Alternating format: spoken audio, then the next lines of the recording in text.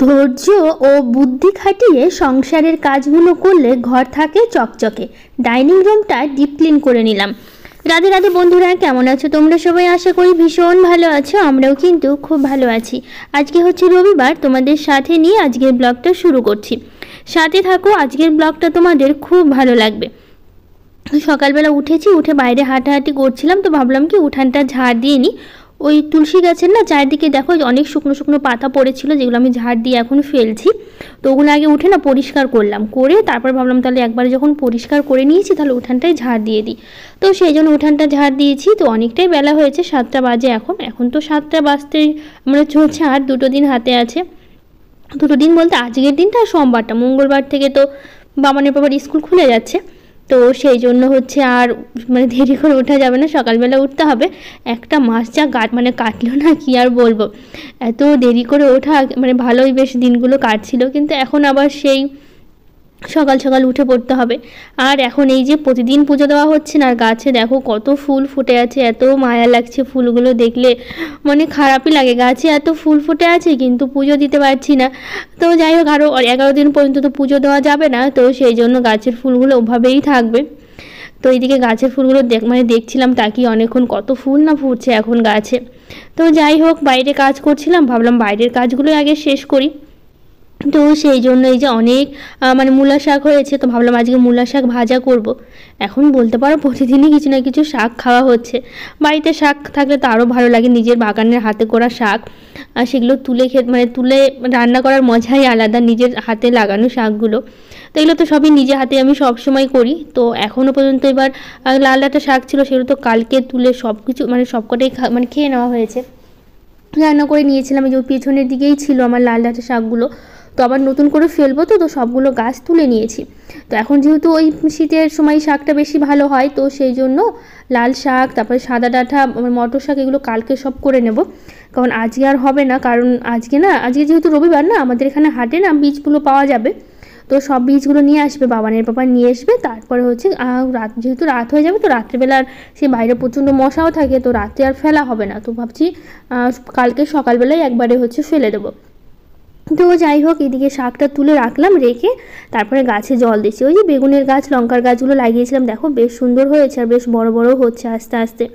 সময় লাগবে, কারণ একবার তো আর হবে না, অনেক দিন সময় লাগবে ওইগুলোতে লঙ্কা বেগুন ধরতে। তো ধীরে ধীরে হচ্ছে। তো ওইদিকে আমি প্রতিদিনই জল দিচ্ছি, একবার করে জল দিচ্ছি। আগে তো 2 টাইম দিতাম, সকালবেলা আর বিকেলবেলা। তো এখন আর দিচ্ছি না, যেহেতু রোদের তাপটা অনেকটা কমে এসছে এখন। তো একবেলাই দিচ্ছি, সকালে দিচ্ছি না, সকালে না দিলে বিকেলবেলা দিচ্ছি, কোনো এক সময় দিচ্ছি। আর এই যে ফুলের গাছে জল দিচ্ছি, কারণ এবার এই বৃষ্টির জন্য গাছগুলো সেরকম সুন্দর হতে পারলো না। যে হারে বৃষ্টি হয়েছে আমাদের এখানে, সব জায়গায় হয়েছে, প্রত্যেক দিন 3 মাস টানা বৃষ্টি হলো, কত গাছ যে মারা গেল, আর গাছগুলো সুন্দর হয়নি এবার বৃষ্টির কারণে একমাত্র। তো দেখা যাক গাছে ফুলগুলো ফোটে কিনা, গাঁদা ফুলগুলো। তো বাইরে কাজগুলো সেরে নিয়ে তারপরে একদম ফ্রেশ হয়ে বাসি কাপড় পাল্টে চলে এসেছি ঘরে, বিছানাটা গুছিয়ে নেব আর বাসি ঘরগুলো ঝাড় দেবো, করে একদম সঙ্গে সঙ্গে রান্না বসাবো। আগে এইদিকে কাজগুলো সারি, কারণ আমার জায়ের ওখানে যাওয়া হচ্ছে না 2 দিন ধরে। আজকেও যাব না, কালকেও যাওয়া হয়নি, আর আজকেও আর যাব না, ভাবছি একবারে কালকে যাব। যেহেতু আজকে 5 দিন, কালকে সোমবারে 6 দিন হবে। তো আমাদের তো আবার 6ষষ্ঠী করতে হয়, তো যেহেতু 6 দিনে ছুটি দেবে না, 7 দিনে ছুটি দেবে, তো হসপিটালেই করতে হবে, কিছু করার নেই। এখন বাড়িতে তো আর করা যাবে না, 7 দিন ছাড়া ছুটি দিচ্ছে না, যেহেতু 7 দিনের সেলাই কেটে তারপরে হচ্ছে একবারে হচ্ছে ছুটি দিয়ে দেবে। তো কালকে ভাবছি আজকে আর যাব না, কারণ বাবানও আছে, বাবানকে নিয়ে হসপিটালে যাব না, সেই মায়ের বাড়িতে রাখতে যাব, কতবার করে আর যাব। তার মধ্যে বাবানের কিছুদিন পর পরীক্ষা চলে আসলো, ফাইনাল পরীক্ষা আছে। তো এখন যদি বাবানকে বারবার দিয়ে আসি, পড়াশোনাও নষ্ট হচ্ছে, আর এদিকে আমাদের ইয়েও হচ্ছে। তো সেই জন্য ভাবলাম কি তাহলে আজকে আর যাব না, আজকে সেই বাবানকে রাখতে গেলে আজকে আর আনা হবে না, সে কালকে আবার তো সেই যেতেই হবে, কালকেও আনা হবে না। তো সেই জন্য পড়াশোনাটা নষ্টও হচ্ছে এদিকে। তো সেই জন্য ভাবলাম যে আজকে আর যাব না, কালকে একবারে 6ষষ্ঠী করতে একবারেই চলে যাব। আর কালকে যাব, কালকে তো সোমবার পড়ছে, মঙ্গলবার তো ছুটি দিয়েই দেবে, নিয়েই চলে আসবে। তো সেই জন্য মঙ্গলবার আর যাওয়া হবে না আমার, কারণ বাবানের বাবার স্কুল শুরু হয়ে যাচ্ছে মঙ্গলবারে, রান্নাবাড়ির সব কাজকর্মগুলো আছে। তো আর যাওয়া হবে না, মঙ্গলবারে ওরা ছুটি করে নিয়ে চলে আসবে, আমার দেওয়ারই ছুটি করে নিয়ে চলে আসবে, আমি আর যাওয়া হয়ে উঠবে না। আর হচ্ছে এদিকে দেখো বাবান সকালবেলা উঠে টিভি চালিয়ে টিভি দেখছে, আর ওই যে ঘরের মধ্যে খেলছে, ওর নিজের মতো করে একা একাই খেলা শুরু করে দিয়েছে। তো এইদিকে আমি ঘরগুলো ঝাড় দিচ্ছি, আমাদের ঘরটা খুব ভালো করে গুছিয়ে নিলাম, নিয়ে এখন ঘরগুলো তো ঝাড় দিয়েছি, বাকি ঘরগুলো ডাইনিংটা বাকি আছে, ডাইনিংটা ঝাড় দিয়ে রান্নাটা বসিয়ে দেবো। কারণ আমার দেওয়ার আবার ভাত নিয়ে যাবে আমার জায়ের জন্য। আরেকটা হচ্ছে যেহেতু আমার জায়ের মা আজকে থাকবে না, আরেকজনকে থাকতে বলা হয়েছে, আমাদেরই পরিচিত আর কি আত্মীয়, যেহেতু আমি যেতে পারছি না। তো আমারই যাওয়ার কথা ছিল, কিন্তু ওই যে বাবানের পড়াশুনোর সমস্যা হয়ে যাচ্ছে আর রান্নাবাড়ি করতে হচ্ছে, বাড়িতে এগুলো আবার পাঠাতে হচ্ছে, তো সেই জন্য হচ্ছে আমাদের রাত্রেবেলা করে দেওয়ার এসে খাচ্ছে আমাদের এখানে। তো সেই কারণে হচ্ছে আজকে আমি আর যাব না, আরেকজনকে থাকতে বলেছে, ও থাকবে। তো আজকের দিনটা ওই থাকবে, কালকে তো জায়ের মা যাবে, তো পরের দিন তো ছুটি নিয়ে চলেই আসবে, এক রাত থেকেই চলে আসবে। তো সেই কারণে আমি আর গিয়ে থাকছি না, আমি যেহেতু দুদিন থেকে এসে এর আগে গিয়ে। তো যাই হোক, আজকে রান্না করব হচ্ছে ডিম রান্না করব, আর করব হচ্ছে শাক ভাজা, পটল ভাজা, এগুলোই রান্না করব আজকে। তো মাছের ঝোল করার জন্য আমি ফুলকপিও কাটছিলাম। তো কী হয়েছে বলো তো, আমি ভেবেছিলাম হয়তো আমার দেওয়ার আবার কী হয়েছিল, পড়ে গিয়ে মানে হাঁটুতে অনেকটা কেটে গেছে। তো ওর আবার কী হয় বলতো, অনেক সময় কেটে গেলে ঘা হলে ডিম খেতে চায় না, দাগটা থেকে যায়। আমি শুনেছি যে ডিম খেলে নাকি দাগটা সহজে উঠতে চায় না, বাইক থেকে পড়ে গেছিলো। তো এই যে ফুলকপিটা আমি কাটছিলাম মাছের ঝোলের জন্য, তো আমি ভেবেছিলাম হয়তো খাবে না। তো ওই আবার আসলো, তো আমি জিজ্ঞেস করার পর বললো কি না ডিম খাবো, পায়ে যেহেতু দাগ আছে অসুবিধা নেই, মুখে হলে তাহলে আমি ডিমটা খেতাম না। তো সেই জন্য হচ্ছে রাজি হলো, মানে বললো যে ডিম খাবে। তো সেই জন্য আবার কী করলাম, ফুলকপিগুলো কেটেছিলাম আমি মাছের ঝোলের জন্য, যে ভাবেছিলাম ওর জন্য মাছ ছিল ফ্রিজে রাখা, তো ওরা আমাকে মাছের ঝোলটা করে দিই। তো যেহেতু বললো যে ডিম খাবে, তো সেই জন্য সবজিগুলো কেটে রেখে দিয়েছি, তো এগুলো ফ্রিজে রাখা ছিল। তো এগুলো আবার রাত্রেবেলা আমি রান্না করেছিলাম, যেহেতু আমার দেওয়ার আসবে খেতে, তো মাছের ঝোল আর বরবটি ভাজা রাতে আমি করেছিলাম, ওটা এসে খেলো। তো ওইদিকে ভাতটা বসিয়ে দিয়েছি একটু বেশি করে, যেহেতু হাঁড়িটা ছোটো, তো ভাত তো আমার হাঁড়ি ভর্তি হয়ে গেছে। ওখানে তিনজনের জন্য পাঠাবো ভাত, আর হচ্ছে যেহেতু বাড়িতে দেওয়ার খাবে, আমরা সবাই খাবো। তো এদিকে পেঁপের তরকারি করছি, তো প্রতিদিন তো ডাল সেদ্ধ দেওয়া হচ্ছে পেঁপে সেদ্ধ, তো ভাবলাম কি আজকে একটু পেঁপের ঝোল করে দিই। প্রতিদিন ডাল সেদ্ধ দিয়ে সবারই ভালো লাগে না খেতে, কিন্তু এই সময়টাতে এগুলোই খেতে পারে, হসপিটালে কী বা পাঠাবো বলো। তো সেই জন্য হচ্ছে একটু পেঁপের হচ্ছে ঝোল করে দিয়েছি আজকে, আর একটু ডাল সেদ্ধ দিয়েছি, আর মানে এগুলোই। আর কালো জিরে বাটা আমি পাঠিয়ে দিয়েছিলাম একটু বেশি করে কালকে, কালো জিরে গুঁড়ো করে মানে ভেজে গুঁড়ো করে একটু লবণ কৌটাতে, দুটো ছোটো ছোটো কৌটাতে দিয়েছিলাম। একটাতে কালো জিরে ভেজে গুঁড়ো করে দিয়েছি, একটাতে বেশি করে লবণ দিয়েছি, বলেছি যখন খাবে যেন একটু করে বের করে কালো জিরে নিয়ে খায়। তো এদিকে ডিম আলু সেদ্ধ করেছি, বাবানের পাপা আবার বলছে ও হচ্ছে মানে সেদ্ধ ডিম খাবে না, ওকে অমলেট করেই দিতে হবে। তো গোটা ডিম কয়েকটা রান্না করলাম, আর একটা অমলেট করে মানে ঝোলের মধ্যেই দিয়ে দেবো বাবানের পাপার জন্য। তো ওইদিকে পাশে পেঁপের তরকারিটা হচ্ছে, আর এই দিকে আমি করছি হচ্ছে ডিমের ঝোল। তো ডিমগুলো দিয়েছি ভালো করে লাল লাল করে ভেজে নেব।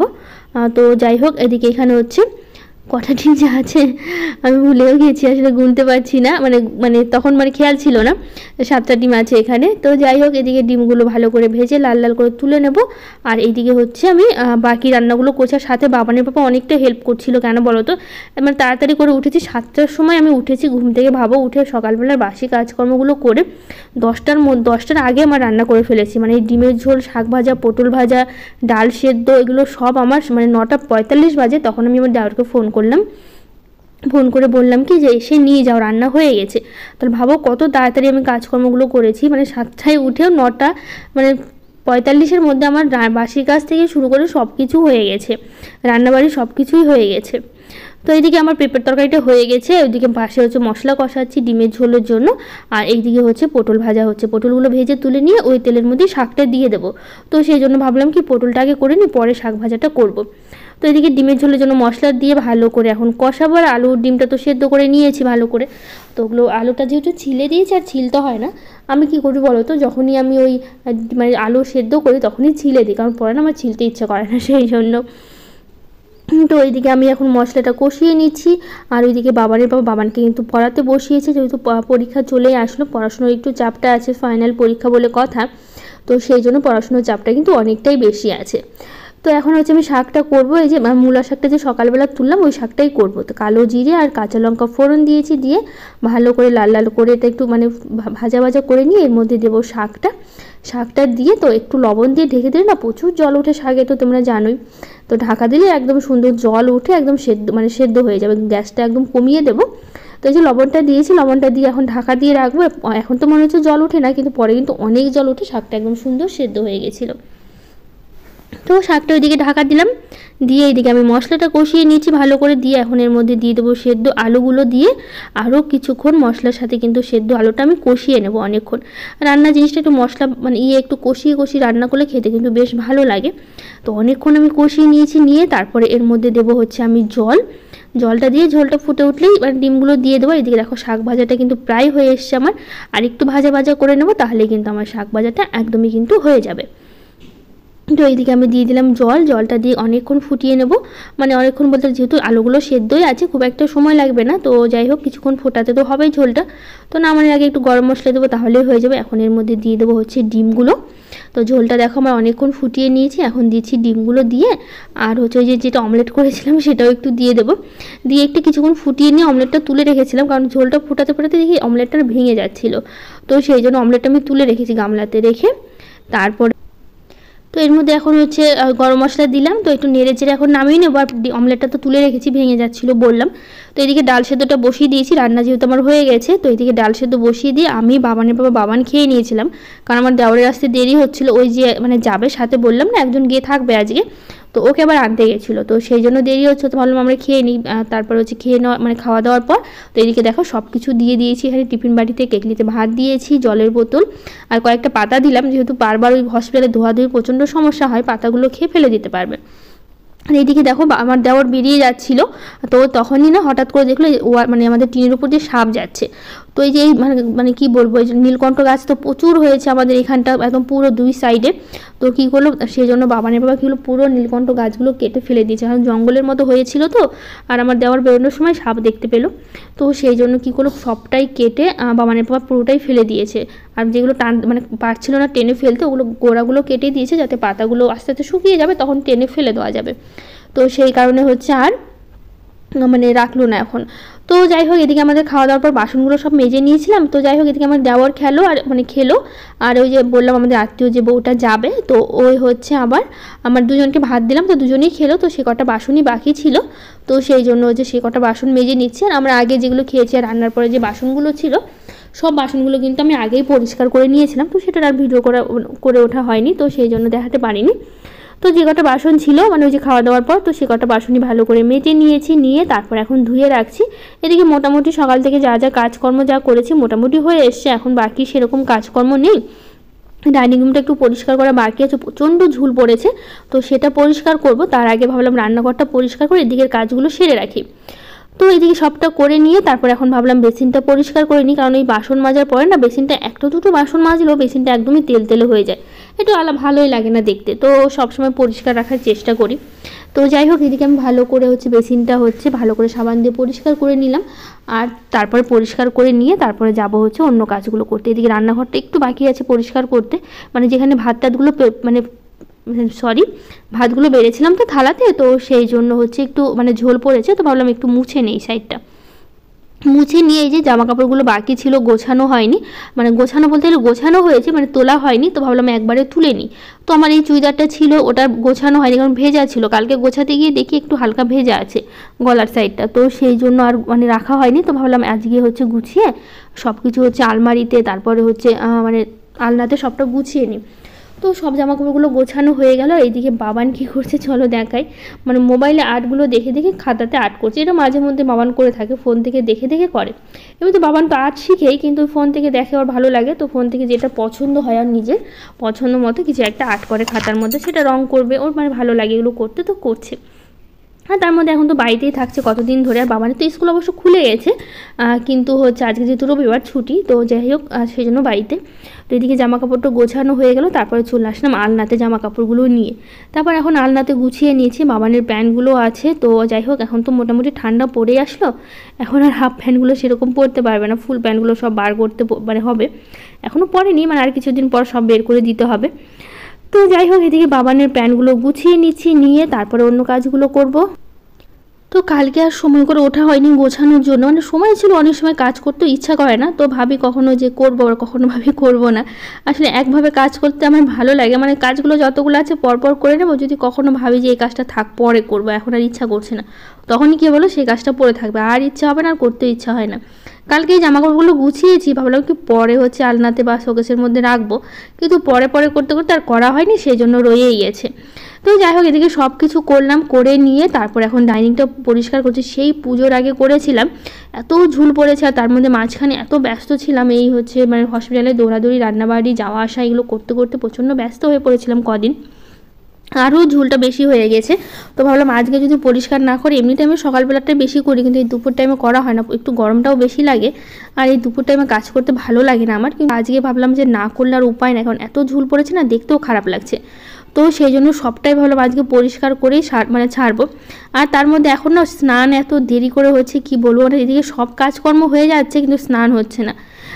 যখন পুজো দিয়ে তখন প্রত্যেক দিন কী করে এত তাড়াতাড়ি স্নান করে পুজো দিয়ে কাজকর্মগুলো করি, আর এখন সব কাজ হয়ে যাচ্ছে, শুধু স্নানটা বাকি যাচ্ছে, এত দেরি করে। আজকে তো আমি মোটামুটি 3:30টার দিকে আমি স্নান করেছি, যেখানে আমি প্রতিদিন সকালবেলা স্নান করে পুজো দিই। এখন পুজো দেওয়া হচ্ছে না আর স্নানও হচ্ছে না, এরকমভাবে চলছে, মানে স্নান করতে এখন আর ইচ্ছাই করছে না। কিন্তু শুধুমাত্র পুজো দেওয়ার জন্য, পুজো দেওয়া হচ্ছে না, মনে হচ্ছে না কী একটা বাকি রয়ে গেছে, কী একটা কাজ হচ্ছে না, মানে একটু আলাদাই লাগছে প্রত্যেকটা দিন আর কি। পুজো হচ্ছে না, সন্ধ্যা হচ্ছে না, মানে একটু আলাদা আলাদা রকম লাগছে সব কিছু। তার জন্য স্নানটাও হচ্ছে না, প্রত্যেক দিন স্নান দেরি করে করা হচ্ছে, শুধুমাত্র এই পুজো দেওয়া হচ্ছে না সেই জন্য। তো এইদিকে ঝুলগুলো ঝাড়লাম, ঝেড়ে তারপর বাড়িঘরটা খুব ভালো করে পরিষ্কার করলাম, পরিষ্কার করে নিয়ে বসেইছিলাম, স্নান করেছি সেই অনেক দেরি করে। তো যাই হোক, আজকের ব্লগটা কেমন লাগলো জানিও। আজকের মতো টাটা, দেখা হবে নতুন একটা ব্লগে।